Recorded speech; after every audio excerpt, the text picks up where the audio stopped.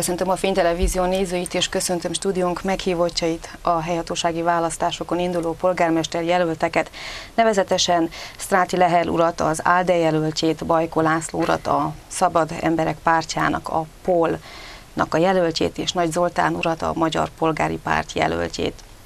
Uraim, engedjék meg, hogy az első kérdést Sztráti úrhoz intézem. Ön viszonylag kevesebbet szerepelt a Fénytelevízióban a kampány során, nem mondhat el annyira a terveit, elképzeléseit. Mondja el nekünk, mondja el a Fénytelevízió nézőinek, hogy mi az, amiért indul most 2016-ban polgármester jelöltként a választásokon. Illetve azt is, hogy mi az az eltelt 4 évben az a tevékenység, amit mondjuk a városért folytatott. Nevem Sztráti Lehel, Sztráti Lehel vagyok, Gyergyószentmiklóson élek, 30 éve lassan. 1986-ban, 87-ben kerültem Gyergyószentmiklósra, 2 kislány édesapja vagyok, vállalkozok, és megpróbálom, ez nem az első megmérettetésem, hanem a harmadik. Én úgy érzem, hogy azért próbálkozok, ha nem is kerülnék be, mint polgármesterként, csak mint tanácsosként, hogy tudjuk ezt a város kimozdítani abból mondhatom azt is, hogy lemaradással, elnézést a kifejezésért, ami mostanig történt. Indultam ezelőtt 8 évvel, mint függetlenként, nem sikerült, indultam ezelőtt 4 évvel, mint egy román párt színeibe, a PPD-be. Most indulok egy olyan román párt színébe, amelyik az ALDE a neve. Taricsán úr, a szenátus elnöke az elnökünk. Én úgy érzem, hogy ha önök bizalmat fognak majd én rám szavazni, akkor be fogom bizonyítani azt, hogy ezt a város ki lehet mozdítani abból, ami van, ami pillanatilag, ami jelenleg is látható. Ezt most sorolhatnám mindenféle szempontból, de ezért szeretnék megméretkezni a többi 2 jelölttel szembe, hogy bebizonyítsuk azt, hogy már többször is elhangoztattam azt a kampányal idő alatt, hogy lehet pályázni, lehet pénzt lehozni, úgy megyétől, kormánytól, mint uniótól, és ezeket a pályázati pénzeket ki kéne használni olyan formán, hogy a városunk fejlődjön. Értek erre bármilyenféle megmozgatást de csak úgy lehet pályázni, ha komolyan neki fogunk és pályázatokat fogunk írni, úgy képzelném el, hogy az önkormányzaton belül egy pályázati irodát kinyitani, nem tudom, ami mostanig, ha tudomásom szerint nem működött, vagy működött, nem tudom, de ha működött is, rosszul működött, és mindenféle pályázatot próbálkozni, amit csak lehet. Egy polgármesternek az a kötelessége, hogy a pályázatok alapútján, mert ugyanaz működik, ami eddig működött. Ha van ismerettséget fent, haladsz, ha nincs ismerettséget fent, nem haladsz. Úgy érzem én, meg is volt ígérve nekem, ha akárminek kerülök oda, azt már jeleztem, hogy segíteni fognak a városunkon azért, hogy pénzt tudjunk lehozni. Egyértelmű a törvényes kereteken belül. Ön úgy érzi, hogy csak polgármesterként tudna tevékenykedni, tudna dolgozni a városért, úgy magánemberként, vállalkozóként?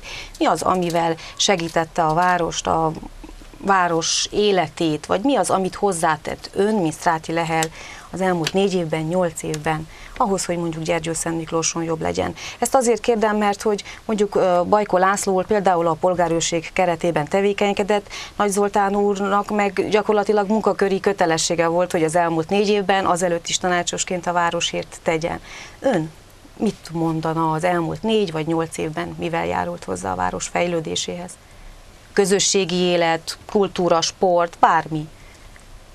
Hát feloszthatok bármit.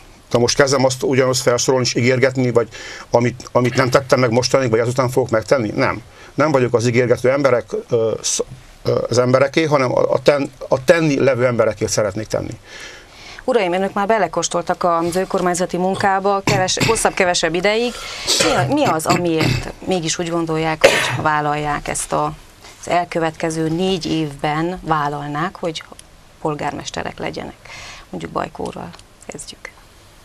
Ugye, ahogyan is mondta, ugye belekóstoltunk az önkormányzati munkába, az adminisztrációba, és az elmúlt 4 évben a tanácsosi munkám, tanácsosi tevékenységem ideje alatt azt kell mondjam, hogy teljesen meggyőződésemmé vált, hogy a városvezetés nem így kell csinálni. Önmagában megpróbáltam hozzátenni, és néhány kollégámmal próbáltunk hozzátenni ehhez a városvezetési sémához saját elképzelést is. Eléggé sikertelenül, nem kellő módon sikerült bevigyük az ötleteinket a 2012-2016-os ciklusba, és tehát 1990-től folytatott vállalkozói tevékenységem alatt gyűjtött tapasztalatot egy kicsit összerakva a 4 év önkormányzati munkával, meggyőződésem, hogy alternatívát és az alternatíván túl egy teljesen másik utat tudnék biztosítani Gyergyószent Miklósnak, támaszkodva azokra az emberekre, akik körbeállnak, akik mellettem vannak, arra a tanácsosi listára, akik úgy gondolják, hogy a Szabad Emberek Pártja technikai megoldásában ők is részt vesznek a választásokon.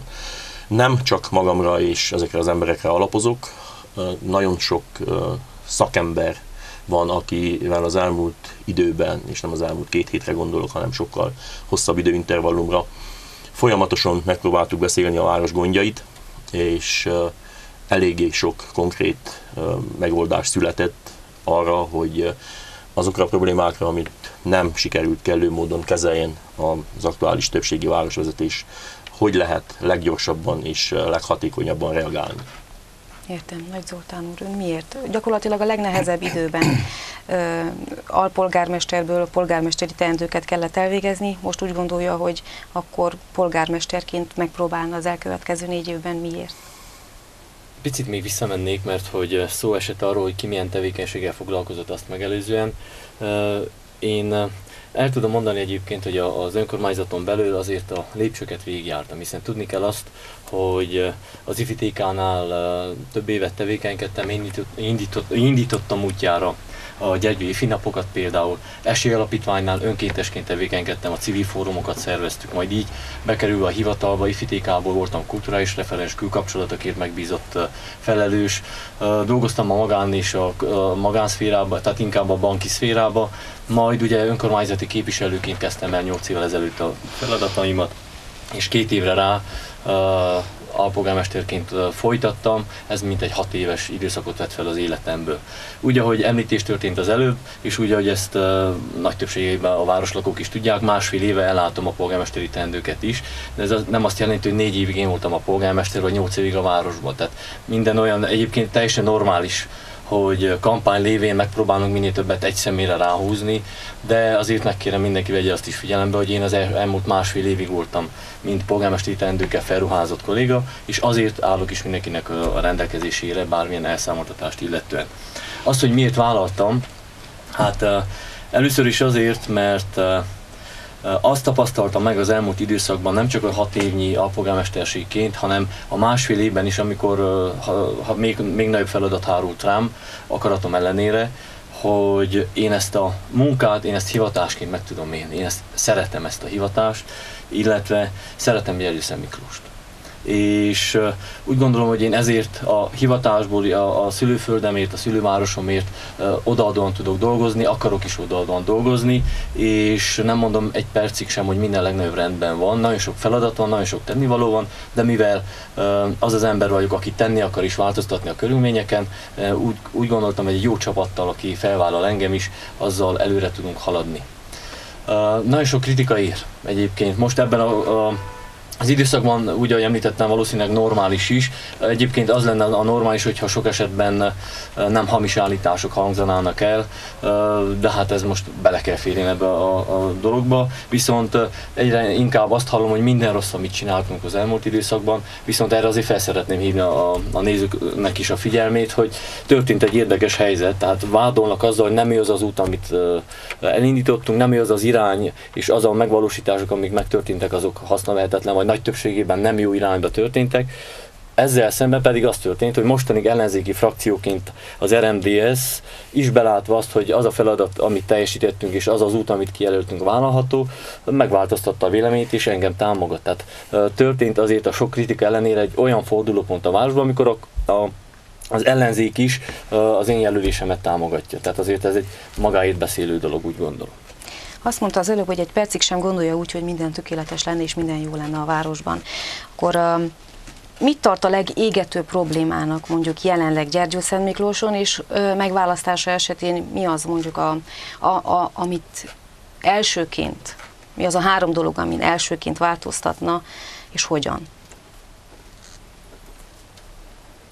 Tehát most mi a legsúlyosabb probléma? Hát a fontos és a sürgős között azért vannak különbségek, azt kell tudni, hogy a szándékom az, hogy minél hamarabb rendet rakjunk a közszolgáltatások területén.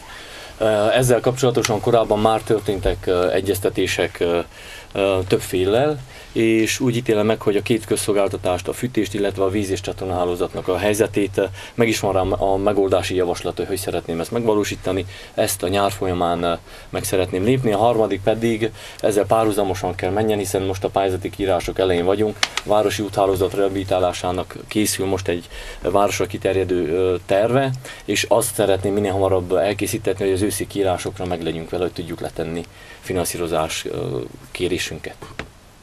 Bajko úr, mit tart a legsúlyosabb problémának a városban? Elsősorban mind az a személy, aki a Gyergyószentmiklósi emberek köztudatába nemrég úgy mentem be, mint az RMDSZ polgármester jelöltje, hozzá szeretnék szólni ehhez a házassághoz, amennyire lehetőség van, és gondolom, hogy megengedi ezt nekem. Tehát én úgy gondolom, hogy ez a hangoztatott szövetség, hogy nem Gyergyószentmiklós érdekeit szolgálja kimondottan, amikor arról beszélünk, hogy az RMDSZ mondjuk barátságot kötött az MPP-vel. Amire lehet visszanézni, az elmúlt 4 év. Igenis, nagyon sokszor hangoztatták Nagy Zoltánék és ugye a Magyar Polgári Párt, hogy az RMDSZ az, aki gátolja a munkába, és nem csak a helyi frakcióra gondoltak itt, hanem ugyanúgy egész fel országos szintén, és arról volt szó nagyon sokszor az elmúlt években, főleg az elmúlt 8 évben, hogy egy azért nem kap pénzt, mert ugye MPP-s városvezetés van. És ez az egész, ez egy magas politikai egyesség része, tehát nem kimondottan a gyergyói megbékélésről beszélünk, hanem az országos választásokra készülve a Magyar Polgári Párt az RMDSZ-szel kötött egy egyességet, 2-3 nap alatt összeraktak egy tanácsosi listát. Én azt hiszem, hogy most jobb, hogyha arra térünk rá, amivel önök tudják, vagy ön meg tudja a nézőket győzni, hogy válasszanak, hogy válasszák önt esetleg polgármester jelöltként. Én mindenképpen a gyergyószentmiklósiaknak az magyarázattal tartozok, és minél több szeretném, hogyha minél több gyergyószentmiklósi tudná azt, hogy Bajko László és jó néhány ember nem az RMDSZ jelöltje, mert nem igazán van mindenki tisztában, függetlenül attól, hogy ezt több fórumon elmondtuk. Tehát elsősorban mind jelölt, ezt is tehát kötelességem elmondani, és engedjem meg, hogy akkor tehát ezennel befejezem ezt a véleményt. Tehát megkérem a nézőket, hogy akkor ezt vegyék figyelembe, mert az elmúlt hetekben többször szembesültünk avval, hogy igen, te az RMDSZ jelöltje, vagy 3000 ember írt alá az én nevemre, és ki kell használjam ezt a lehetőséget itt a tévében, hogy ezt minél több emberbe tudatosítsam, hogy ez nincs így. Úgy vezettem fel a bevezetőben is, hogy Bajko László a Szabad Emberek Pártjának polgármester jelöltje. Akkor önt, mint a POL polgármester jelöltjét kérdem, hogy mi az a legfontosabb, mondjuk 3 probléma, vagy egyáltalán nevesíthet többet is, amin elsőként, hogyha polgármester lesz, akkor változtathat. Ugye, ahogy mondta, én is több probléma is van, mint 3, de elsősorban én nagyon fontosnak tartom a Gyergyószentmiklósi önkormányzat, úgymond a hivatal munkájának optimalizálását és átszervezését. Gyakorlatilag véleményem szerint a pályázatok és sok más adminisztrációs tevékenység elégtelensége, értem ez alatt akár az embereknek való válaszok kiküldése, a kéréseire kiküldött válaszok csúszása, és sok minden olyan apró dolog van, ami véget az én olvasatomban ez a rendszer nem jól működik. Nagyon gyorsan meg szeretném változtatni a tanácstestület schematikus munkáját, tehát a 2012-2016-os ciklusban megszokott munkamenetet. Tehát a 215-ös per 2001-es törvény cikkelyeit hathatósan be kell tartani, és ezt a várost nem egyénileg egy-két ember ötlete alapján kell vezetni, hanem vissza kell állítani nagyon gyorsan a szakbizottságok reális munkáját, az elemzést és a külső szakemberek bevonását ebbe az egész rendszerbe. Ez egy nagy hiány volt a város részéről. Azon kívül, amikor a város élhetőségéről beszélünk, akkor minden további nélkül nagyon fontos tehát azoknak a dolgoknak a rendbetétele, amelyeknek a magas ára, gyakorlatilag a közszolgáltatások magas ára nagyon befolyásolja a város életét.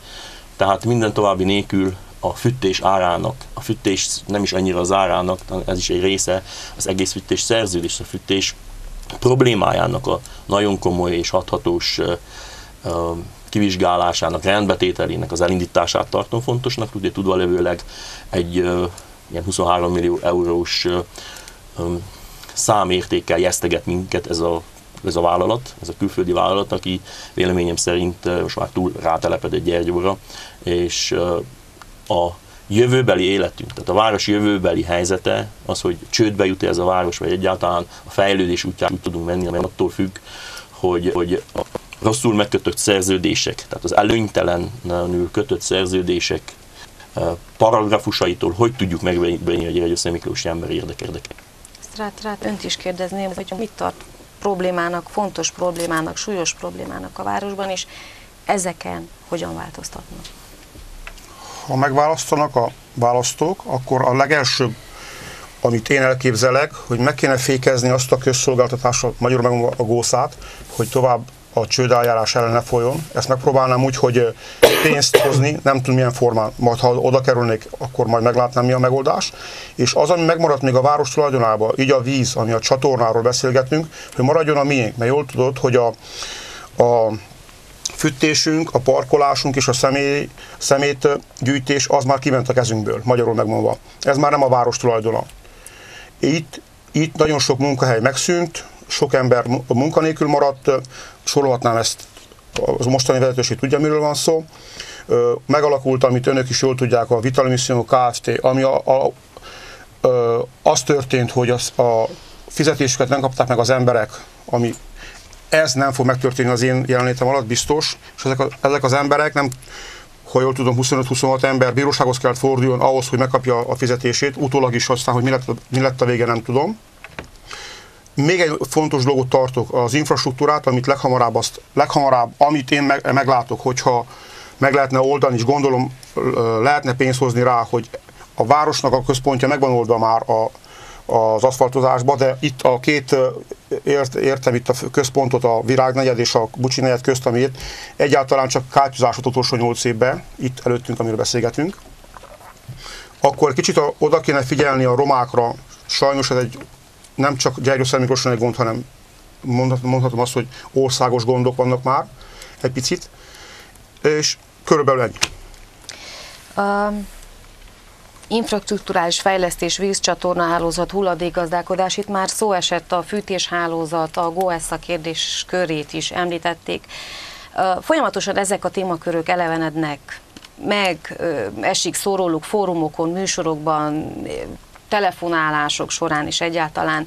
Milyen probléma megoldás lát ebben mondjuk Nagy Zoltán képviselőjelölt? Illetve mi az, amiért mindig ezek göngyölítődnek fel, ezek a témakörök?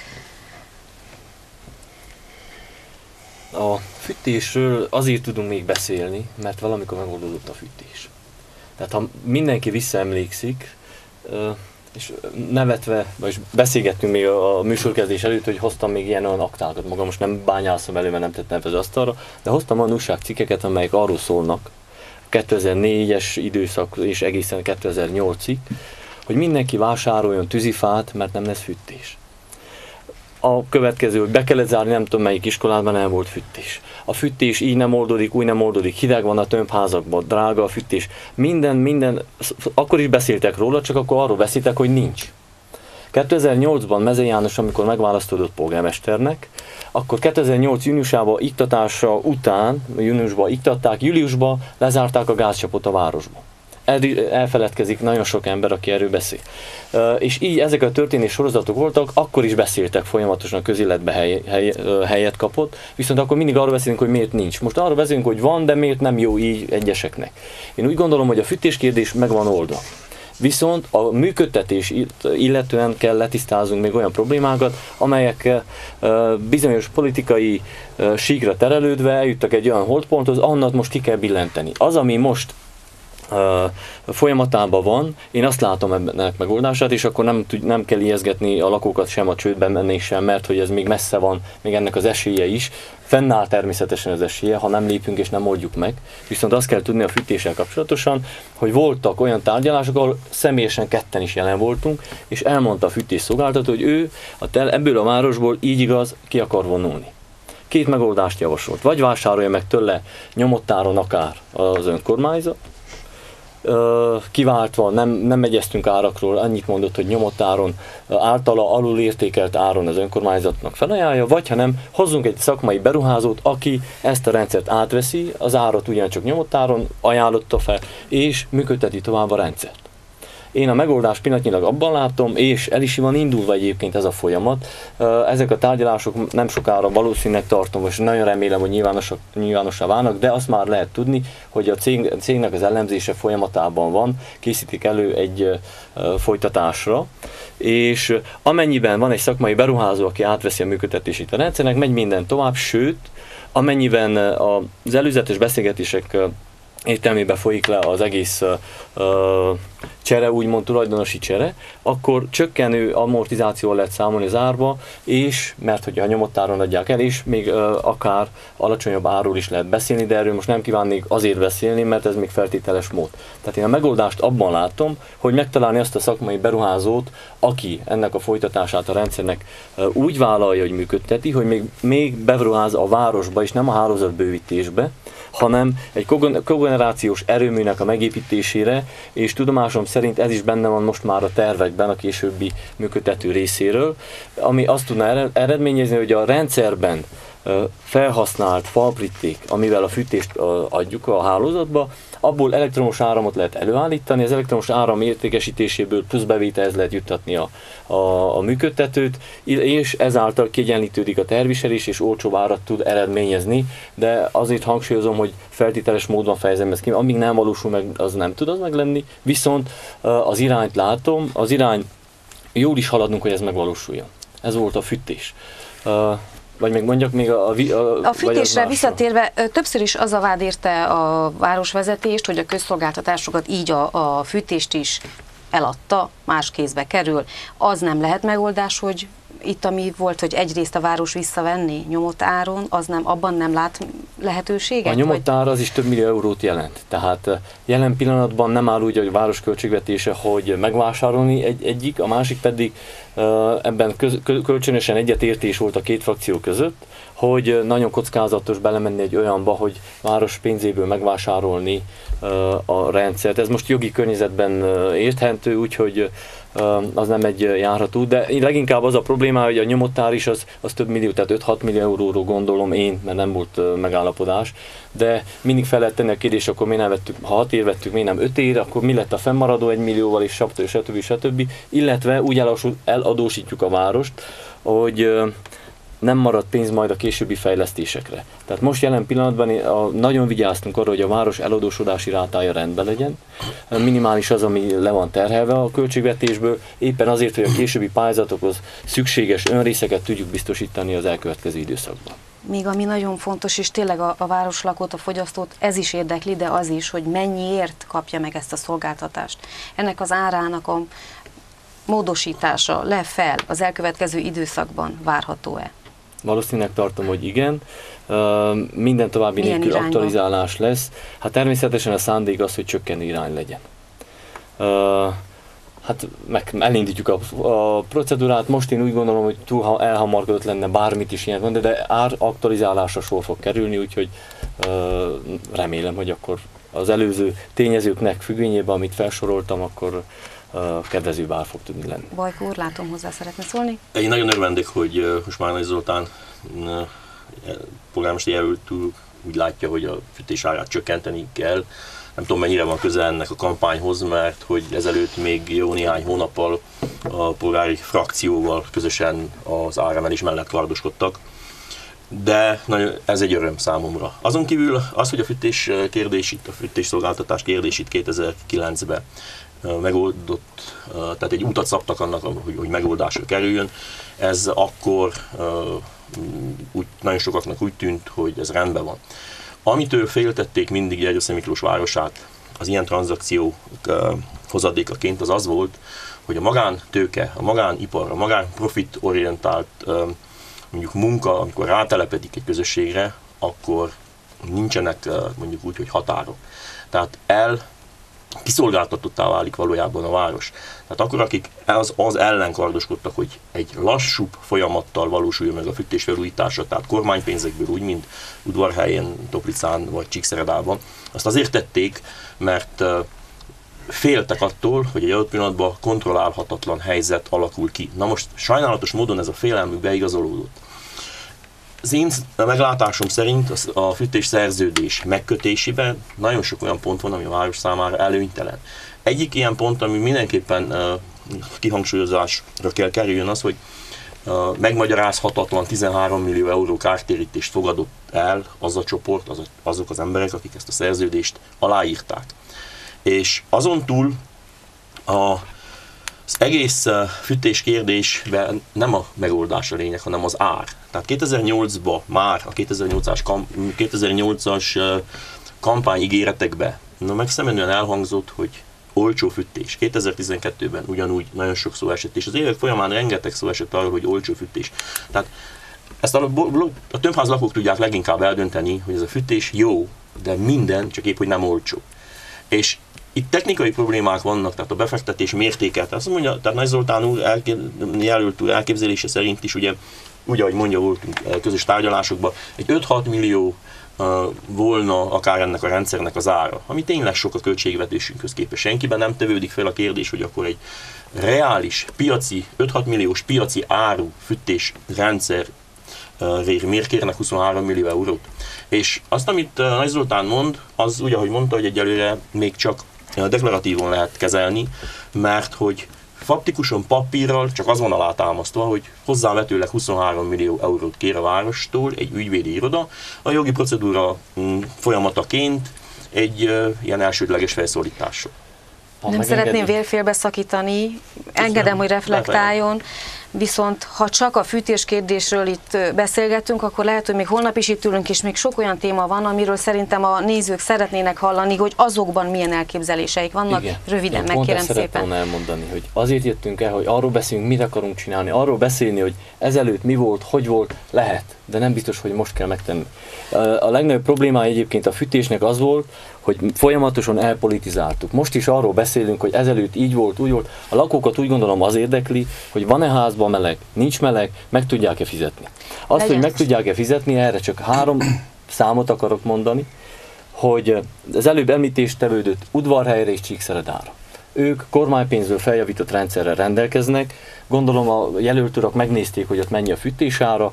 Mondok egyet, Jergyószent Miklóson ugye 383 000, vagy 383 lej, nem tudom mennyi bani, Csíkszeredában 450 lej, és Udvarhelyen 409 vagy 19, most itt van a Paksamétában, de nem is az a lényeg. Tehát az egészben az a fontos, hogy annak ellenére, hogy azt mondjuk, hogy itt a legmagasabb, nem így van. Annak ellenére, hogy azt mondjuk, hogy magántőke bevonásával egy drága rendszert alakítottunk ki, nem így van, mert ott, ahol az állami tőkével, vagy állami finanszírozásról felújított rendszer alakult ki, ott drágában szolgáltatnak. Az előállítási ár. A másik kérdés az az, hogy ebből a helyi önkormányzat ártámogatást mennyit tud felvállalni, és meddig tud elmenni. A fogyasztók fele természetesen Csíkszereda 200 lejt felvállal belőle, mert teljesen más költségvetéssel rendelkezik, de az előállítási ár szempontjából a két település drágában állítja elő, mint a mi településünk. Egy másikat akarnék lereagálni még, azzal kardoskodott az MPP-s városvezetés, hogy az árat meg kell menni, ez nem igaz. Azt igen, elmondtuk, hogy ha nem fogadódik el az ár, szerződésbontáshoz tudunk kerülni. És így lett. De nem az, hogy meg kell emelni az árat. A két külön fogalom. És azt sem mondtam ki, és ezt szeretném azért kijavítani, hogy nem azt mondtam, hogy az ár, a fűtésrendszer ára 5-6 millió euró. Azt mondtam, hogy amennyiben ezen a nyomott áron meg lehet vásárolni, akkor lényeges árcsökkentést is el lehet érni, hiszen a beépített amortizációs érték a fűtés árába csökkenni fog, és ennek következtében akkor az ár is csökkenést tud elérni. Sztráti úr, ön is, az ön hangját is hallottam az előbb. Miben kíván ehhez hozzászólni, mit tenne hozzá? Azt tenném hozzá, hogy az előállítási ár, ami pillanatilag Gyerőszemi Miklóson előállítják a fűtésünket, nem megfelelő. Én ezt úgy szeretném felhozni, hogy azt, amit egy városba, például teszem fel, hogy ön a polgármester elhozta Nagy Zoltán, hogy Szeredában ennyi az ár, Udvarhegy ennyi az ár. Meg kell nézni, kormánypénzbe állították elő, és kormánypénzzel fektettek be. Ez így igaz. De nálunk kiadtunk a kezünkből egy vagyont. Ők nem adták kezükből a vagyont, hanem azon törekedtek, hogy a vagyon megmaradjon nálunk Gyergyőszemi Miklóson. Ők ezt csinálták, Csíkszereda és Udvarhegy is. Ott úgy érzem, és úgy tudom, hogy gázzal állítják elő a fűtést. Nálunk meg előállítják fűrészmozból, hulladékból, magyarul megmondva. A legolcsóbb előállítás, amit én is egy fáscégben dolgozok, annak vagyok egy vezetője, úgy érzem, hogy a legolcsóbb előállítás most pillanatilag bármilyen hőt ebből lehet állítani a fából, vagy az őrleményből, vagy a hulladékból. Akkor mi nem nézzük meg a valós értékét, és a valós előállítását, ami történik most például Gyerőszemi Miklóson. Tehát ön úgy érzi, hogy a fával történő előállításhoz képest túl drága a mostani ár? Így van. Ezt papíron mi bebizonyítottuk, tehát meg lehet magyarázni mindent. Tehát az nincs ebben probléma, hogy mit magyarázunk. De ahhoz, hogy mit mond a papír. Az volna a legfontosabb, az volna a legfontosabb visszaszerezni mindent a városnak, mert a miénk, ahol munkahelyek teremtődnek, és több család nem maradna az úton kint, ami eddig is történt. Kérdés az, hogy jogilag lehet-e mindent mindenre megoldás van. Ilyen nincs megoldás. Mindenre van megoldás. Csak azért, mert hogy a Sztráti úrra nem tudtam reagálni, rövid lesz. Annyi, hogy a rendszer a városban nincs elvíve, tehát nincs elidegenítve. Sőt, nem is arról van szó. A közszolgáltatási törvény azt mondja, hogy az amortizációs periódus után minden itt marad, de ami bekerül már a földbe, az is közműnek számítható. Nem lehet olyat csinálni, hogy megfogom és elviszem, még akkor sem a magántőkét vontam be és új ruháztam be. Illetve az alkalmazást illetően, hát most is Gyerőszemi Miklósi emberek dolgoznak a cégnél. Ebben tökéletes igaza van, de ami pénzt befizet a város, szóval a tömbházlakó, azt a pénzt elviszik a városunkból. És más profitál belőle. Lépjünk egy kicsit a vízcsatorna hálózatra, illetve annak a fejlesztésére, bővítésére. A jelenlegi munkálatok milyen stádiumban állnak, illetve hogyan képzelik el a fejlesztést? Hiszen nagyon sok utca van, ami nincs rácsatlakozva, sőt, olyan van, hogy két negyed között egy utcában pont nincsen. De a periférián is van. Ennek hogyan lehetne kicsit elősegíteni, előmozdítani, hogy a vízcsatorna hálózat bővüljön? Akár itt, akár a Gyilkostónál is. Röviden a leírást, akkor mondhatom, mert mi foglalkozunk most a hétköznapokkal. Hogyha ön benne van most már, akkor kezdjen Nagy Zoltán, utána megadom a szót Bajkó úrnak. Jó. Azt már nagyon sokan elmondtuk egyébként, hogy ez a Fejlesztési Minisztérium alárendeltségébe tartozó Országos Beruházási Igazgatóságnak a hatásköre alá tartozik a finanszírozás, illetve a munkálatok koordinálása, valamint a kivitelező kiválasztása is általa történt meg. Egy brassói székhelyű, Gyergyőszemi Miklóson is munkaponttal rendelkező fővállalkozó van megbízva a munkálatok végzésére, immár 2011 óta dolgozgatnak a rendszeren. Azt kell tudni, hogy ehhez a beruházáshoz, ami egy 16 kilométernyi kanalizálást és 33 kilométernyi vízhálózatcserét jelent, illetve a vízháznak a újraépítését és új technológiával való felszerelését, valamint a szennyvíztisztító állomásnak a teljesen újjáépítését tartalmazza. Ez a finanszírozáshoz szükséges önrészt mintegy 6,3 millió lejt 2011-ben mi a önkormányzat beutaltuk a minisztérium kontjára az ő kérésére, előre kérték a társfinanszírozást, meg is kapták, és azóta még a munkálat nincsen sajnos elvégezve. Úgy tűnik, hogy jelen fázisban a kivitelező augusztusig be szeretné fejezni, de ez már többedik időpont, amit mondta. Igen, ez már többedik időpont, és annyira szorít az idő, hogy most már lassan a minisztérium, tehát ez Európai Fejlesztési Bank finanszírozásból történő támogatás volt, és a minisztériumot most már az idéntől őt is penalizálni fogják az Európai Bank részéről, mert nem tudja tartatni azt a határidőt, amelyet szerződésben megállapított. Ami még nagyon fontos a Gyergyószent Miklósiak részéről, hogy tudjanak, az az, hogy a munkálat felügyeletére ugyancsak a minisztérium részéről megbízott szakcég van kirendelve, aki a törvények, az építkezési törvények értelmében minden beruházáshoz egy építkezésügyi felügyelő kirendelése szükséges. Jelen esetben is ő koordinálja egyfelől a munkálatokat, másfelől pedig a kivitelező, ő mint tervező és kivitelező is egyben, neki van egy projektmenedzsere, akivel koordinálják az egész munkafolyamatot. Mi, mint gyergyói tanács, ebben konzultatív jelleggel vagyunk benne ebben a munkacsoportban, ez nem azt jelenti, hogy nincsenek állandó egyeztetéseink, csak sajnos az egyeztetéseknek eredményeként nem mindig az történik, amit sikerül megegyeznünk. Mi a végső fázisba fogunk bekerülni ebbe a rendszerbe. Hogy kerülünk be, és ezzel be is fejeztem, nem akarom húzni az időt, az, hogy amikor a munkálatok elindultak, akkor a város át kellett adja azokat az útszakaszokat, azokat az útfelületeket, ahol ezen munkálatok végződnek a minisztériumnak.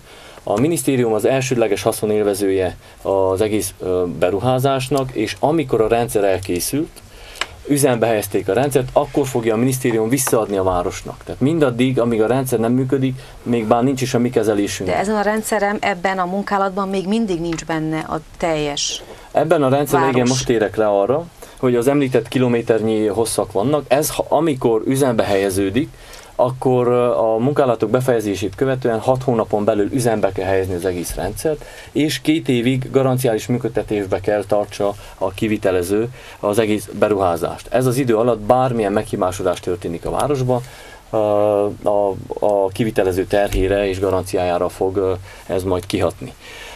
Amikor üzembe helyeződik ez a rendszer, akkor a város csatorna, a szennyvíz csatornája hálózatának kb. 40%-a még kiépítésre fog várni. Azt kell tudni, hogy önkormányzatunknál bent van már a város további bővítését szolgáló terveknek a dokumentáció csomagja.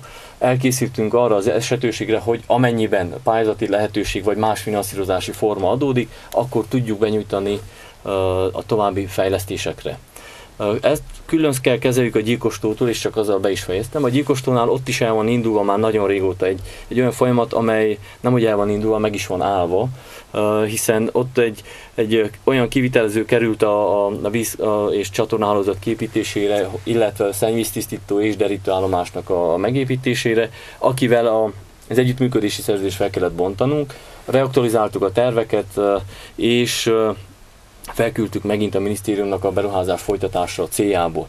Amennyiben nem kapunk rá finanszírozást, én úgy gondolom, hogy akkora prioritást kell élvezzen a város életében a gyilkostói szennyvíz és vízhálózat képítése, hogy pályázat hiányában saját forrásból vagy akár hitelből, de úgy gondolom, hogy záros határidőn belül ezt el kell kezdjük és meg kell valósítani. Bajkor, ön hogyan látja ezt a kérdéskört?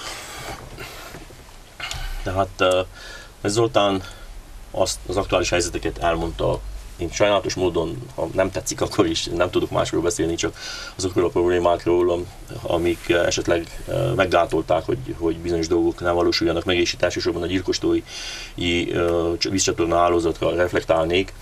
Tudni kell, hogy ott a probléma abból adódott, hogy a kivitelező és a tervező, mondjuk úgy, hogy nem kerültek, a tervezés és a kivitelezés nem került egy síkra. Valójában a kivitelező azt mondta, hogy nem tudja megcsinálni az adott tervek alapján azt a munkát. Ott leraktak elég sok csövet, és mondjuk a munkának az értékét, a nagyobb részét, ennek az értékét azt úgy felvették.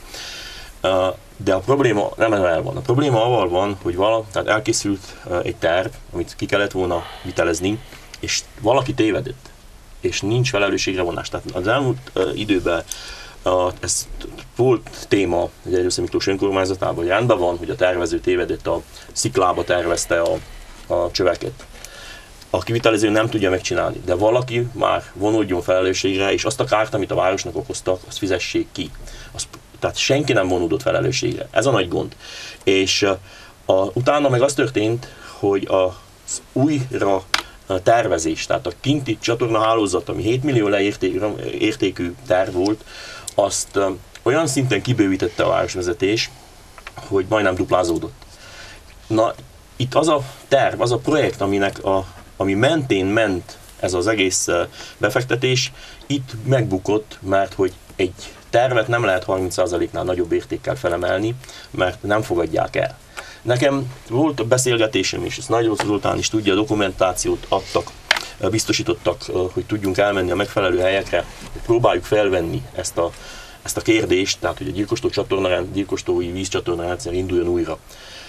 Ott az a kérés született meg, és ezt tudattam a városvezetéssel, hogy vissza kell csökkenteni a projekt értékét, maximum a meglévő 7 milliónak a plusz 30%-a szintjére, és akkor van lehetőség, hogy az elinduljon.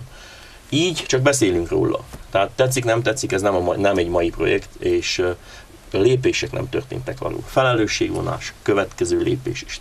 Csak beszélünk. Ön hogyan képzeli el? Amennyiben oda kerül? Én úgy képzelem el, hogy a szakemberek és a megfelelő apparátus, megfelelő minisztériumi apparátus elmondása szerint ezt a projektet újra kell éleszteni. Tehát függetlenül attól, hogy bizonyos időintervallumból kifutott, de a projekt nincs befejezve. És a törvény azt mondja, hogy van lehetőség visszavenni. Tehát én személy szerint nagyon gyorsan aktualizálnám a projektet, de nem egy duplázott értékre, hanem csak 30%-kal magasabb értékre, és reális esély van arra, hogy ezt akkor újra lehet indítani, mert ha nem, azt a fél munkát, ami benne van Gyilkostónál a földbe, azt sehogy nem lehet beleiktatni, vagyis nagyon nehezen lehet beleiktatni egy másik projektbe. Tehát hozzászólna ez a csatornázáshoz? Annyit tudnék hozzászólni, hogy addig, ameddig nincs egy olyan a városvezetésben, lehet polgármester vagy bárki, aki állandóan Bukarestet tudna, mert sajnos ugyanazt éljük, amit régebb is éltünk, ha van ismerettséged fent Bukarestbe, elhaladtál, ha nincsen Bukarestbe fent ismerettséged, nem haladtál el. Bármilyen pályázatot letehetsz, bármit igényelhetsz kormánytól, vagy az uniótól, ha ismerettség van, és van fent támogatottság, pénzt lehet lehozni. Ezt bebizonyítottak körülöttünk a falvak is, úgy a városok is, beszélték bármiről. Hát itt megkapta a város ezt a finanszírozást, itt valahol máshol akadt el a dolog. Azért kell állandóan magyarul megomvat talpalni Bukarestbe. Sajnos ezt a világot éljük, és ezt kell csinálni. Látom, Nagy Zoltán hozzá kíván szólni, gondolom reflektál egy picit a Bajkó úr által elmondottakra. Igen. Rövid lesz. De röviden kérem. Jó. Csak azt szeretném elmondani, hogy azért amúgy Bajkó úr úgy, ahogy említette, ott a tervezésekkel voltak problémák, de meg kell nyugtassam, hogy az aktualizálás megtörtént. Tehát ezt nem kell már megcsinálják, mert megcsináltuk mi az aktualizálást. Ki szeretném, tehát helyesbíteni szeretnék az elmondottakból, hogy nem az aktualizálás keretén emeltük duplájára a tervértékét, és nem a terv értékét emeltük, hanem az történt, hogy az elvégzett munkálatokat, hát szakértői véleményezést készítettünk, expertizát, ékes magyar szóval készítettünk, illetve a meglévő részt tervet aktualizáltuk, és kiegészítettük azokkal a részekkel, amelyet korábban ki kellett venni, tehát belekerült most a Júpataki rész is, és a Háromkútra vezető útszakasznak a víz és szennyvíznek a kiépítése. Így igaz, a minisztériummal le van egyeztetve, külön lehet választani, de azt kell tudni, hogy a lépések úgy annyira nem történtek, hogy le van téve már finanszírozásra az országos programból a Pennedelén belül. És itt jön be az, amit mondott Stráty úr is az előbb, hogy Bukarestbe fel kell menni, ez így igaz, nagyon sokat kell menni, nagyon sokat kell kopogtatni, de úgy kell kopogtatni, hogy be is engedjenek. És ezért szeretnék picit erre kitérni, hogy az, amit a megállapodásról sokan mondanak, hogy ez csak országos szintű összeborulás, és ennek semmi előnye nincs a városra, ez csak az országos, stb. Nem állja helyét, mert a minisztériumokhoz bármilyen nemű támogatást leadni a megyei tanácson keresztül lehet. Most kellett mérlegeljük mi is a városban, hogy az, hogy mi a jobb, hogy a két politikai alakulat tovább kardozik, és annak a közösségnek nem válik hasznára, vagy nyújtunk egy jobb kezet egymásnak, és azt mondjuk, hogy a városért teszünk is. Jelen pillanatban a gyilkostói kanalizálás megyei szintről továbbít van a minisztériumhoz a finanszírozás céljából, és remélem azt, hogy nem sokára meg is valósul. Amennyiben a minisztérium valamilyen okból nem adja meg a finanszírozást, úgy, hogy jeleztem, akkor ez hitelből, de meg kell oldjuk minél hamarabb. Nagyon röviden, hogyha hozzá akarsz. Én nagyon szeretném, hogyha valahogy megpróbálnánk egyformán beszélni, tehát úgy, hogy nem... Én értem. Teljesen rendben van, csak hogy tehát mit tud, a múltról beszélve olyan értelemben, tehát felvezessük a vízcsatorna, a gyergyói vízcsatorna hálózatnak a modernkori történelmét hosszú-hosszú tehát mondatokban, nem biztos, hogy itt ezért jöttünk ide, úgy ön is, hogy említette. Tehát ha beszélhetünk a jövőről, arra kértek. Mindenképp az megnyugtató, hogy mindannyian fontosnak látják ezt a kérdéskört. Tehát valószínű, hogy ezért is van annyira kivesézve, és az első között a megvalósítások között szerepel. A közbiztonság kérdése az azt hiszem, hogy egyáltalán nem ennyi elhanyagolható. Olvashattuk azt is, hogy a napokban babakocsit loptak, autókat törtek fel, magánházakba törtek be. Ez irányban milyen lépést kíván tenni a következő városvezetés, mondjuk, hogyha Bajkó László úr, a Szabad Emberek Pártja lesz a polgármester? Tehát, ahogy elmondtam, és csak azt tudom hangoztatni, hogy a közbiztonság az nem, a közbiztonsági kérdésnek a megoldása az nem úgy van, hogy minden héten majd egyszer foglalkozok vele, vagy minden hónapban, amikor ma egyéb dolgom nincsen. A közbiztonság kérdésével napirenden foglalkozni kell, és be kell tartatni a szabályokat. Tehát itt a kettős mércének nagyon gyorsan véget kell vetni. Itt nincs, aki Gyergyószentmiklósi lakós, az mindenki Gyergyószentmiklósi lakós kell legyen, a szabályok egyformák kell legyenek, függetlenül attól milyen színű, vagy esetleg milyen nemzetiségű. Tehát ez a kényelmes hozzáállás, hogy nem foglalkozunk bizonyos dolgokkal, vagy csak felületesen érintünk dolgokat, ez vezet arra, hogy a közbiztonságunk nem megfelelő. Tehát hál' Istennek egy zárt közösség vagyunk, és ahhoz képest, hogyha országszinten nézzük ezt a témát, akkor nem állunk olyan nagyon rosszul. Viszont elég nagy közbiztonsági apparátusunk van, értve itt a helyi rendőrséget, itt vannak a zsandárok, ott van az állami rendőrség, ugyanakkor országszinten elsőnek Gyergyószentmiklóson megalakult a civil szervezet is, aki ugyan autoritás nélkül, de megfelelő módon segíti ezt a rendszert. Itt az összhangban van a lényeg, tehát ezeknek a szervezeteknek a munkáját, ha össze lehet hangolni, akkor eredmény lesz. És napestig lehetne sorolni a technikai megoldásokat, viszont a városvezetésnek megvan a kellő felelőssége. Tehát az összhang megteremtésének a mindenkori városvezető kell legyen, aki ezt megteszi. És itt tetszik, nem tetszik, tehát én személy szerint, aki benne voltam, úgy, mint polgárőr, vagy úgy, mint tanácsos, tehát itt problémák vannak. Tehát a saját apparátusunk nem működik kellőképpen. Tehát ki kell mondjam azt, hogy tetszik, nem tetszik a helyi rendőrség önmagába ilyen, tehát nem teljesen dolgozik a legnagyobb lehetőségével, tehát rossz a helyi rendőrség vezetése önmagában. És szervezetlen a helyi rendőrség. Jó emberek alkotják, tehát benne van az potenciál a helyi rendőrségben, csak épp, hogy nem foglalkoznak kellő módon a munkájuk megszervezésével. És még egyszer, az összhang és a lakosok implikálódása az, ami tud segíteni. Tehát arra biztattuk, és ezután is arra biztattam a gyergyószentmiklósiakat, hogy egymásért ki kell állni. A civil kurázsi, ugye az a bátorság, ami ahhoz szükséges, hogy ne tekintsünk el a törvénytelenségek fölött, csak azért, mert hogy hát nem az én pityókám, nem az én fődem, nem az én bajom, tehát ezt a civil kurázsit meg kell erősíteni magunkba. Tehát sehol a világon nincs olyan karhatalom, ahol egyedül az emberek implikálódása nélkül meg lehetne védeni a közbiztonsági dolgokat, az emberek érdekeit. Tehát elsősorban oda kell állni, tehát ahogy nálunk szokták mondani, a csontot oda kell tenni, és akkor rá kell még azon kívül kötelezni a döntéshozókat, hogy összhangba együtt, és akkor megszűnnek ezek a lopások, legalábbis meg nem szűnnek, ez egy nagyon nagy kijelentés lenne, hanem minimalizálódnak. Szráti úr, hogyan látja a közbiztonság kérdését jelenleg? Hát a közbiztonság Gyergyószentmiklóson, amit hallom, nagyon el van szaladva. Ez így igaz, hogy a kollégám is felhozta, de egy fontos dolog a városlakónak, mivel addig, ameddig egy hivatalban, egy önkormányzatban, egy polgármester nincs egy összhang, ami azt jelenti, hogy úgy a csendőrséget, rendőrséget, helyi rendőrséget beavatjuk, addig nem lehet semmit csinálni. Ez így igaz, hogy a helyi rendőrségnek nincs nagy hatásköre, de ezért van a csendőrség. Ha a helyi rendőrség... Ön polgármester igen. lenne, játsszuk el a gondolattal, hogy ön polgármester lesz a következő 4 évben. Ezen, mondjuk a szervezésen, az összhangon hogyan kívánna úgy fogok segíteni, leghamarabb leülök a csendőrség főnökével, a rendőrség főnökével, és egyeztetni fogunk, és ezt minden hónap első 6 éve, vagy ez már egyeztetés kérdéséről van szó, és egyeztetni fogunk minél többet, hogy mit lehet tenni, azt, hogy megfékezzük, tudjuk, hogy a roma lakosság mit csinál a városba, sajnos, és leülni a roma vezetőkkel is, és odavinni, és őket is belevonni ebbe, hogy ők is álljanak mellé, az ők vezetőik, segítsék a roma gyerekeket, hogy ne arra tanítsák, hogy menj a városba, slopjál, vagy kúdulj, vagy törjél fel valamit, vagy vedd a telefont a gyerek kezéből, vagy egy idős lökél fel, hanem közösen meg kell egy picit őket magyarul meg fékezni. És meg lehet fékezni őket, ha az ember odaáll kemény kézzel. Mert egy városban csak kemény kézzel lehet dolgozni. Úgyhogy odaállva, és együtt, közösen, összhangba csináljuk meg, amit el kell képzelni. Erről a kérdéskörről mit mondana Nagy Zoltán a polgármester, illetve polgármester jelölt? Attól a polgármester. Igen.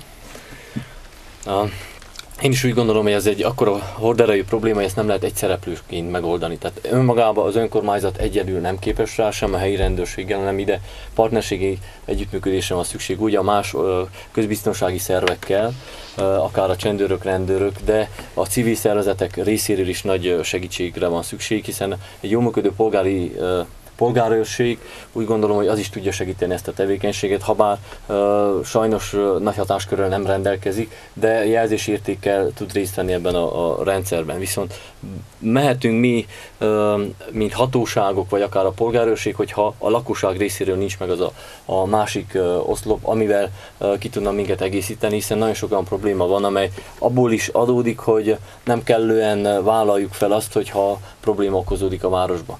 Én is úgy gondolom, hogy tovább kell folytassunk azokat az egyeztetéseket, amelyek egyébként vannak jelen pillanatban is a közbiztonsági szervekkel, amelyek ezelőtt is már útjára indultak, és egyébként az a babakocsi, amit elloptak, az megkerült ma, úgyhogy a rendőrséggel egyeztettünk, nem pont, de ez is téma volt, és ez is annak eredménye, hogy azért van kapcsolat a rendőrséggel. Tehát azt akarom mondani, hogy ebben látom én is, hogy a polgármesternek koordináló feladata van, és aktívan kell részt vegyen a szervezési kérdésekben, amely mindenkinek megtalál minden szervezetnek a helyét. Ezen belül az együttműködésen túl pedig hatékonyan eszközökkel is oda kell állni, tehát úgy, hogy a helyi rendőrséget is próbáljuk erősíteni. Úgy gondolom, hogy a köztéri kameráknak a felszerelése az most már sokat fog segíteni ebben a problémakörben, olyan gócpontokra, ahol indokoltnak tartjuk, ott térfigyelő kamerákat fogunk elhelyezni. Erre az idénre egy 100 000 érték van befoglalva a költségvetésünkben, most a tervezési fázisokban vagyunk, és amikor lejár, akkor ezt közbeszerzésen kell még átvigyük, mert ennek az ellenértéke jóval meg fogja haladni azt az értéket, amire az elején számoltunk, és hogy minél tisztább is legyen, de a törvényeket betartva le kell folytassuk azokat az eljárásokat, amelyek szükségesek, de úgy gondolom, hogy a kamerák azok nagy mértékben segíteni fognak. Én annyival kiegészíteném, hogy egy fontos dolog, tehát a közbiztonság javítása, a bevándorlás kérdése, ugye európai szintű, én most nem kimondtam arra a bevándorlásra értem, ami Európában történik, de tetszik, nem tetszik, ennek a szabad mozgásnak mindenképpen országon belül is van egy rendszere. Nem lehet megtiltani, hogy valaki Gyergyószent Miklósra jöjjön normális körülmények között, viszont ahhoz, hogy Gyergyószent Miklóson lakjon, igenis egy csomó kritériumot kell teljesítsen. Tehát elsősorban ugye lakfelülete kell legyen, és a megfelelő négyzetméterrel. Több olyan kis apró dolog van, ami véget, hogyha következetesen odafigyelve foglalkozunk a témával, akkor nem kellene ott legyünk, ahol vagyunk, hogy egy nagyszámú idegen roma közösség költözött a városba. És úgy néz ki, hogy a falvaknak, a környező városoknak, a Hargita megyének itt van mondjuk úgy, hogy menekült tábora, ahol semmi probléma nélkül lehet jönni. Van bizonyos tevékenységek vannak, ami ezt meg szeretnék átolni, de közel sem elég. Hát a lakossági nyilvántartó iroda gondolom azért követi. Hát ha a lakossági nyilvántartó iroda, hogy követi, az úgy mindenképpen nem elégséges, mert igenis most is van olyan mondjuk 40 négyzetméteres szoba, amire ki van adva 30 buleti, úgymond személy. És ez egy nagyon komoly dolog, tehát ez ellen fel kell vállalni bizonyos dolgokat. Fel kell vállalni, mert ha nem vállaljuk fel, Az marad, hogy például az önkormányzat területén, ugye kint van ez a téglagyár, ez a saját tulajdon a városnak. Építkezési engedélyek nélkül, minden nélkül, sokszor megfelelő dokumentumok nélkül ott élnek az emberek. Tehát joguk van itt élni, ez rendben van. Csak hogy nem így. Ott azért bontások is történtek szép számmal, még a híradóban is be házat volt bontottak mutatva. le, amiben nem lakott senki. Tehát Kell egy röviden elnézést, hogy kell. A kifejezésére szeretnék egy rövidet reagálni, hiszen van egy pár olyan dolog, amely kiegészítésre szorul, úgy érzem én. Először is a személyazonosságokat illetően azért azt kell tudja mindenki. Tehát az a jó, mikor ellenzékből lehet bármit mondani, nem bármit, de azért könnyebben lehet mondani, mint ha végre is kellene azt hajtani. Hiszen a személyazonosságot illetően azt tudni kell, hogy a törvény kötelez, hogy mindenkinek, függetlenül attól, hogy hol lakik, hol nem lakik, személyazonosságot kell adni. Személyazonossági igazolványt, ez logikus is, mert bármilyen kihágást elkövet, ha nincsen ahogy beazonosítani, meg sem lehet büntetni az illető személyt. Viszont azt nem írja, hogy végleges kell adni, és biztosítom arról mindenkit, aki a műsornézésre jelenlévőket is, hogy rendszeresen meg kell nézni reggelente, mekkora fogadórát tartok általában, vagy sok esetben a roma közösség részére, mert jönnek reklamálni, nem kapnak végleges személyazonossági igazolványt, bizonyos kitétekre hivatkozva, csak ideigleneseket adunk, azt pedig folyamatosan kell hosszabbítanunk. Tehát ilyen lépések vannak, és folyamatában is vannak, illetve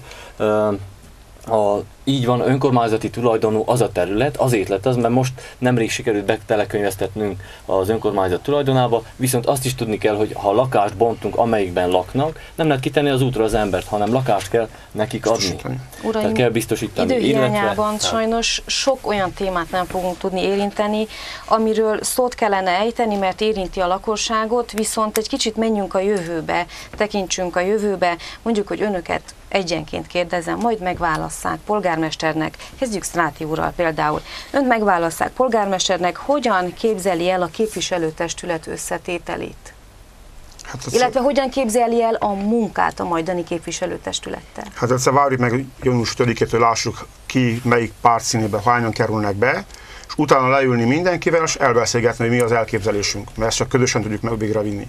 Ha egy önkormányzatban nincs közösség, polgármester, mint a tanácstestület, vagy a tanácsos jelöltek között, akkor nem lehet semmit megoldani. Mert hiába viszem végig, hiába vinném, ajánlom fel, mint polgármester, ha már így kérdezte meg, hogy ezt végig kéne vinni, mert erre lehetne pénzt lehozni, vagy lehetne bármit csinálni, ha nem szavazzák meg, akkor én maradtam, ahol voltam. Bajkó úr. Elég egyszerűen képzelem el, tehát minden egyes politikai szereplő ezen a választásokon hangoztatta, hogy a lehető legjobb embereket sorakoztatta fel soraiban, ugye rangsorolva, a jók vannak elől, a kevésbé jók azok hátrább következnek. Hát ha ezek az emberek bejutnak az önkormányzatba, akkor valójában ez magától kell működjön. Tehát annyira jó emberek vannak mondjuk a nagy csapatban is, az RMDS-ben is, mi is azt mondjuk, hogy ezek szakmai felkészültségű embereket sorakoztattuk fel.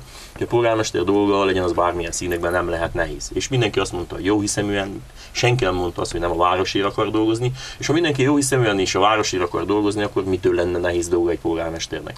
A politikai sokszínűség valójában véleményem szerint messze menően meg kéne szűnjön június 6-ától, vagy legalábbis az új tanács megalakulásától kezdődően, és én úgy gondolom, és mindent megteszek az érdekében, hogyha lehetőség adódik, hogy a pártok munkája, a pártok mondjuk úgy, hogy beleszólása ebbe az egész városvezetésbe a lehető legminimálisabb legyen. Egy csapatként gondolkodva, nem frakcióülésekben beszélgetve, tervezgetve, hanem egy nagy frakcióba, a Városért, a Gyergyószent Miklósért frakcióba tartozva, mindannyian felvállalva azokat a problémákat, azoknak a problémáknak a megoldását, amik vannak, így dolgozni. Ez a képességeink jól megvannak, hogy ezt a jóhiszemű, ezt a nagyon akaró, kimondottan gyergyóítani akaró csapatot vezetni tudjam.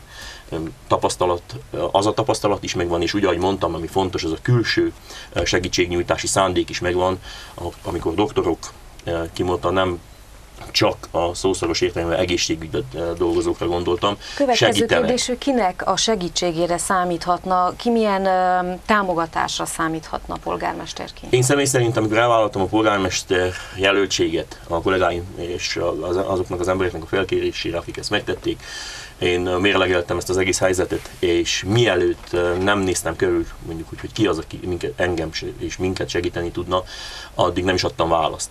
Tehát önmagában meggyőződésem, hogy nem elég, hogy csak a tanácsos jelöltek és mondjuk a tanácsosok már abban a pillanatban, tehát abban a pillanatban vagy a polgármester vezesse ezt a várost. Tehát aktívan be kell vonni a szakmai szervezeteket, ezeknek mondjuk a vezető testületét. Azon kívül azokat az embereket, és nagyon többel is folytattam beszélgetést, nem kértem tőlük engedélyt arra, hogy elmondhattam, hogy a nevüket sajnálatos módon nem tudtam ezt a kérdést, de ha tudtam volna, kértem volna. Olyan emberekről, akik letettek az asztalra, úgy, ahogy szokták mondani, egy György Miklóson. És ha mindenki hozzáteszi azt a kicsit, akkor lesz eredmény. Én nem tartom helyesnek azt, hogy ígérgetésre alapozzuk a jövő városvezetését. Tehát tetszik, nem tetszik. Tehát a számadás ideje is itt van. Tehát nem csak arról beszélhetünk, hogy mi lesz a jövőben.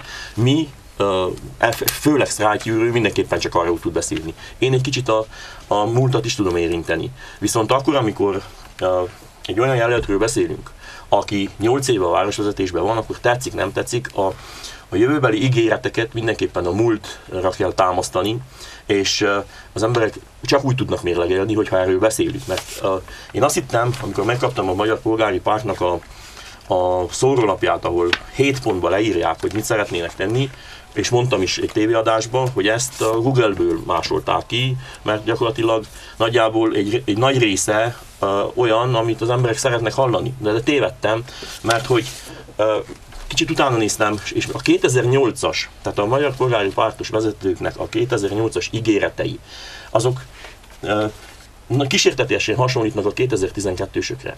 És én azt szeretném, hogyha gyergyói emberek a június 5-én, tehát azt mérlegelnék, hogy mi az, amire támaszkodik valakinek az ígérete.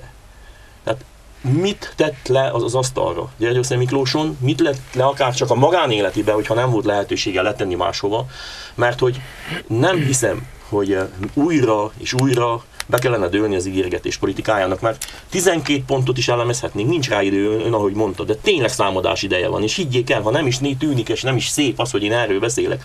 Erről kell beszélni, mert sajnálatos módon senki nem akar erről beszélni, tehát Nagy Zoltán se akar erről beszélni, a mindenkori az adásokban, vagy azokon a fórumokon, amiket meg tudtam hallgatni, a jövőről beszélünk. Ez szép.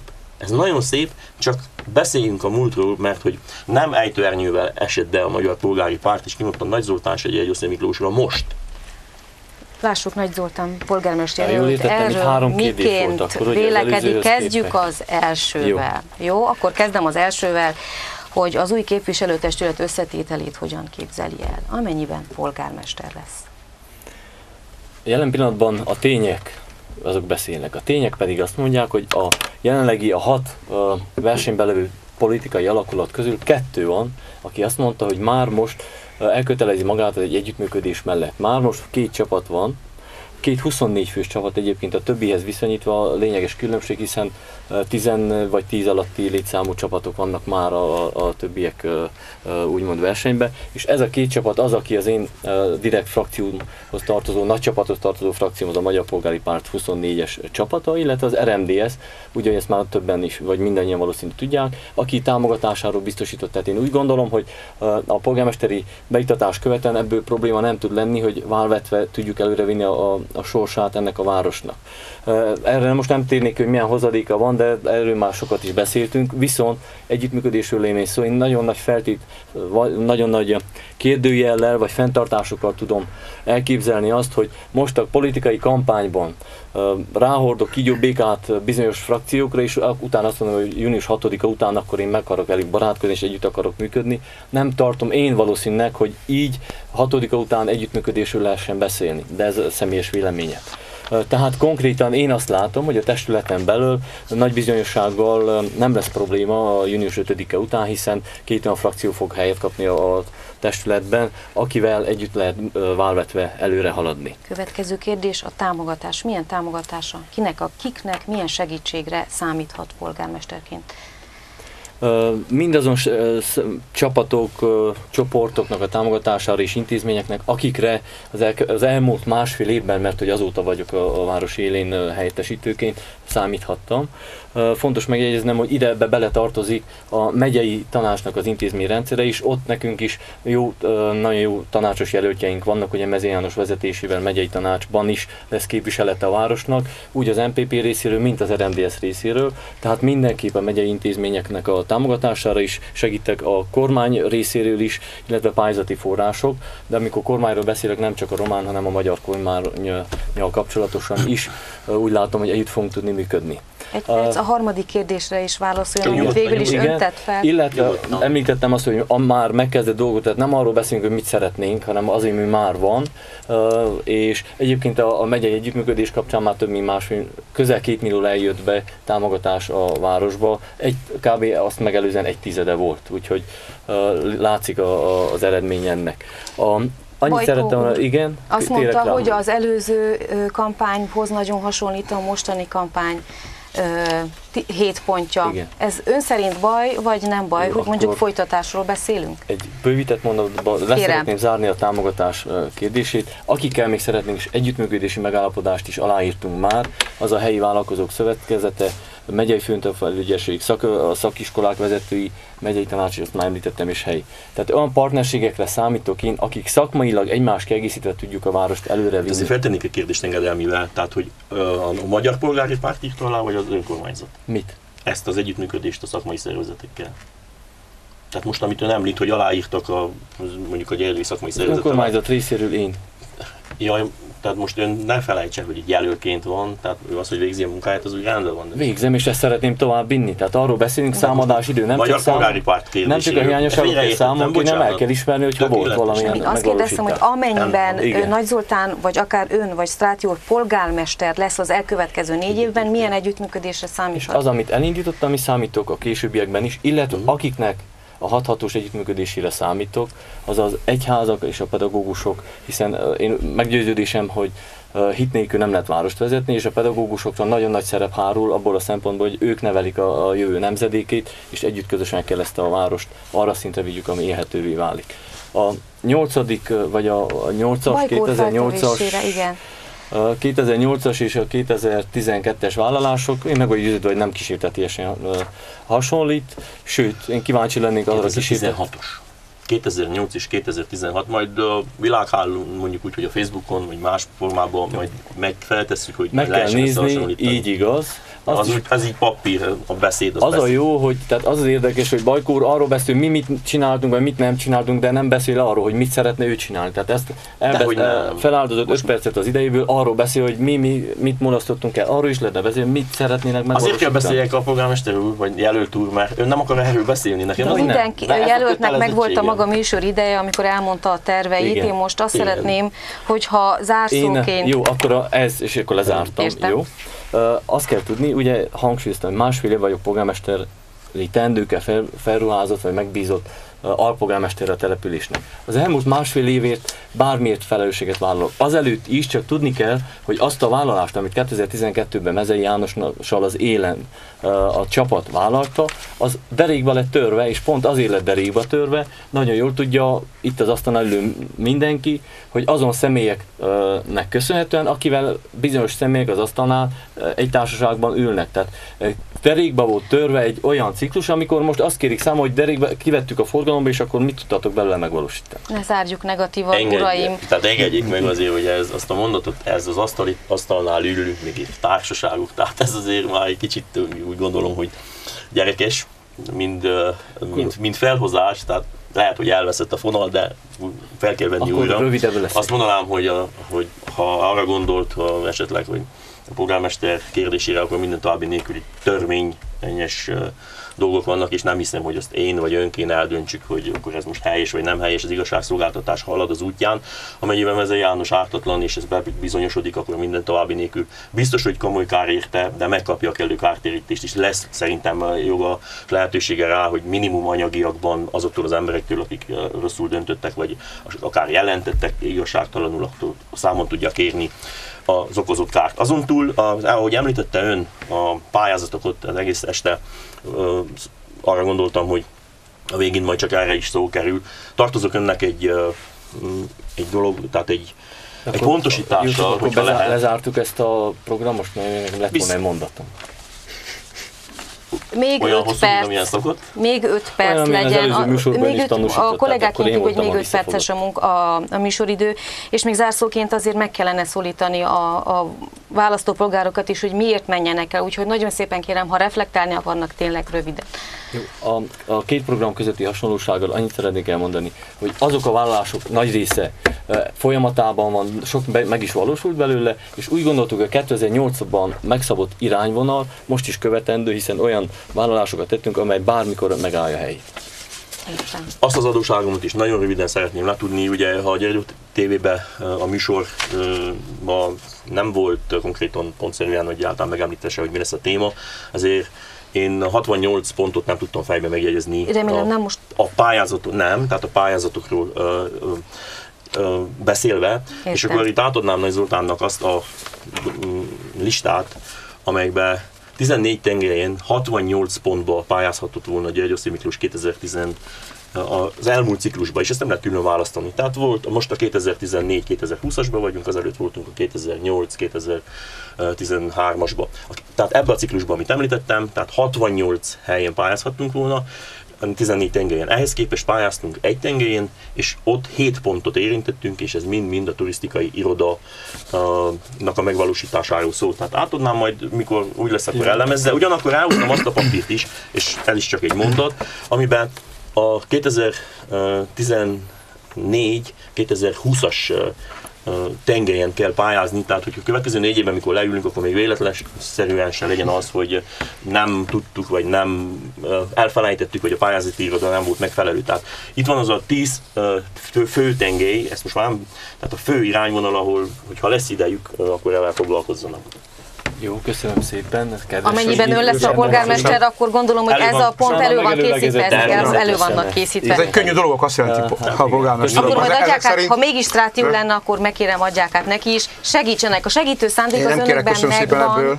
Jó, köszönöm. Akkor erre most már megkapom. Nagyon röviden kérem, és akkor tényleg az utolsó kérdés. Jó, hát meg szeretném köszönni a megelőlegezett bizalmat, akkor élni fogunk, és akkor úgy valószínűleg úgy értékelte, hogy akkor én fogom nyerni a választást. Köszönöm, készülünk rá egyébként. Már nem csak, hogy készülgetünk, a tervek is készülnek, meg vannak egy része is. Ez pedig, amit átadott nekem, ez nagyon jó, csak az úgy, ahogy ön is jól tudja, a Gyergyó TV-en arról beszéltünk.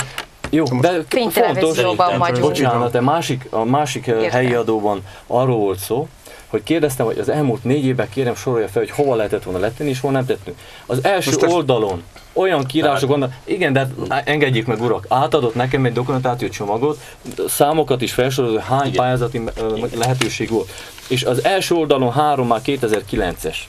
Tehát körülbelül ez a pontos. Azért jegyezzem meg a jelölt úr, a polgármester úr, hogy a 2000, tehát nem lehet külön választani. Tehát lehet, hogy akar beszélni róla. Tehát a tengelyeket most, ahogy 2014 és 2020-ról beszélünk, tehát leírtak formájában 2007 és 2013-as pályázati ciklusról tudunk beszélni. És ebben az időben volt 68 lehetőség.